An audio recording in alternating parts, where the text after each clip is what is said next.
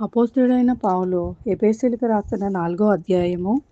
కాబట్టి మీరు సమాధానమును బంధము చేత ఆత్మ కలిగించు ఐక్యమును కాపాడుకొనుటయందు శ్రద్ధ కలిగిన వారై ప్రేమతో ఒకరినొకడు సహించుచు, మీరు పిలువబడిన పిలుపునకు తగినట్లుగా దీర్ఘశాంతముతో కూడిన సంపూర్ణ వినయముతోనూ సాత్వికముతోనూ నడుచుకొని వలనని ప్రభువును బట్టి ఖైదీనైన నేను మిమ్మల్ని బతిమాలుకొనుచున్నాను.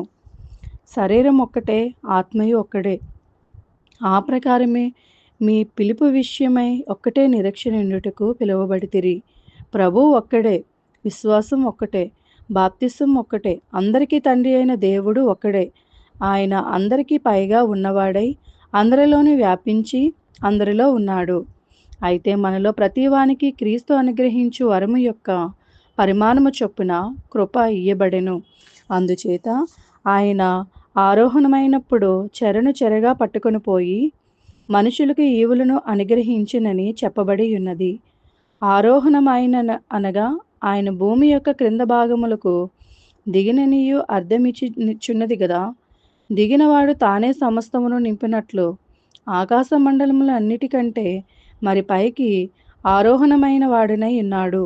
మనమందరము విశ్వాసన విషయంలోనూ దేవుని కుమారుని గురించిన జ్ఞాన విషయంలోనూ ఏకత్వం పొంది సంపూర్ణ పురుషుల మగు వరకు, అనగా క్రీస్తునకు కలిగిన సంపూర్ణతకు సమానమైన సంపూర్ణత కలవార మగు వరకు ఆయన ఇలాగూ నియమించెను. పరిశుద్ధులు సంపూర్ణములగునట్లు క్రీస్తు శరీరము క్షేమాభివృద్ధి చెందుటకును పరిచర్య ధర్మము జరిగించుటకును ఆయన కొందరిని అపోస్తలుగాను, కొందరిని ప్రవర్తులుగాను, కొందరిని సువార్తికులుగాను, కొందరిని కాపరులుగాను, ఉపదేశకులుగాను నియమించెను.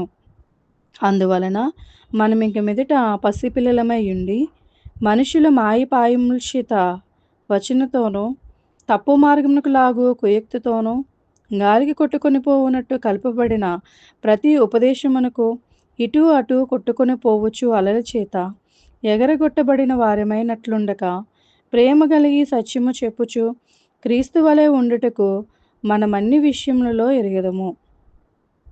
ఆయన శిరసై ఉన్నాడు. ఆయన నుండి సర్వ శరీరాలు చక్కగా అమర్చబడి తనలోనున్న ప్రతి అవయవము తన తన పరిమాణము చొప్పున పనిచేయుచుండగా ప్రతి కీలు వలన కలుగు బలము చేత అతకబడి ప్రేమయందు తనకు క్షేమాభివృద్ధి కలిగినట్లు శరీరంకు అభివృద్ధి కలుగజేసి కొనుచున్నది. కాబట్టి అన్యజనులు నడుచుకున్నట్లు మీరిక మీదట నడుచుకొనవలదని ప్రభువునందు సాక్ష్యమిచ్చుచున్నాను. వారైతే అంధకారమైన మనుషులు గలవారై తమ హృదయ కాఠిన్యముల వలన తమలోనున్న అజ్ఞానము చేత దేవుని వలన కలుగు జీవములో నుండి వేరుపరచబడిన వారై తమ మనుషునకు కలిగిన వ్యర్థత అనుసరించి నడుచుకొనిచున్నారు. వారు సిగ్గులేని వారై ఉండి నానా విధములైన అపవిత్రతను అత్యాశతో జరిగించుటకు తమను తామే కామకత్వమునకు అప్పగించుకొనిరి. అయితే మీరు యేసుని గురించి విని ఆయన యందు సత్యము ఉన్నట్లుగానే ఆయన యందు ఉపదేశింపబడిన వారి ఎడల మీరు ఇలాగు క్రీస్తును నేర్చుకొని వారు కారు.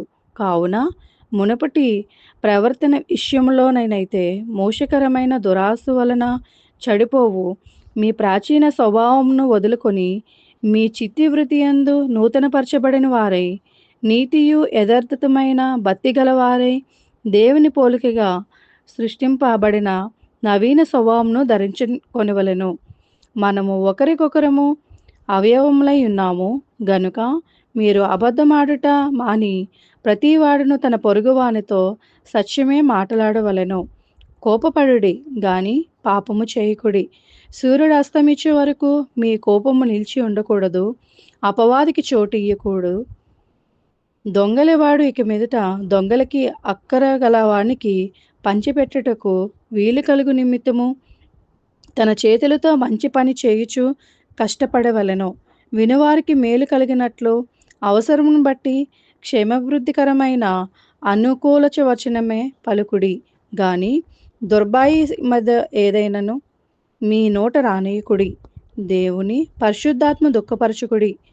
విమోచన దినము వరకు ఆయన యందు మీరు ముద్రించబడి ఉన్నారు. సమస్తమైన ద్వేషము, కోపము, క్రోధము, అల్లరి, దూషణ, సకలమైన దుస్తత్వమును మీరు విసర్జించుడి. ఒకని ఎడల ఒకడు దయగలిగి కరుణాహృదయులై క్రీస్తునందు దేవుడు మిమ్మును క్షమించిన ప్రకారము మీరును ఒకరినొకరు క్షమించుడి. దేవుడి పరిశుద్ధ వాక్యమును దీవించును గాక. ఆమేన్.